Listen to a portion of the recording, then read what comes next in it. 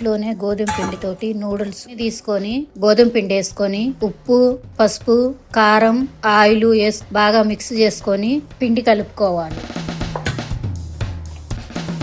ఒక స్టవ్ వెలిగించుకొని ఒక గిన్నె పెట్టుకొని ఉప్పు, ఆయిల్ వేసి నీళ్లు బాగా మరిగించుకోవాలి. మరిగిన నీళ్ళలో చక్రాల గిద్దలు తీసుకొని ఈ పిండిని వేసుకొని ఆ మరిగే నీటిలో చక్రాల్లాగా ఒత్తుకోవాలి.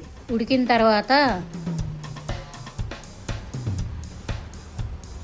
జాలి గంటితోటి తీసుకొని పక్కన పెట్టుకొని ఇప్పుడు స్టవ్ వెలిగించుకొని ఒక బాండీ పెట్టుకొని బాండీలో ఆయిల్ వేసుకొని మనం కట్ చేసుకున్న వెజిటేబుల్స్ మొత్తం వేసుకొని పసుపు, కారం, మ్యాగీ మసాలా వేసుకొని బాగా మిక్స్ చేసుకొని మనం ఉడికించిన నూడిల్స్ని వేసుకొని కలబెట్టుకుంటే మన గోధుమ పిండి నూడిల్స్ తయారైనవి.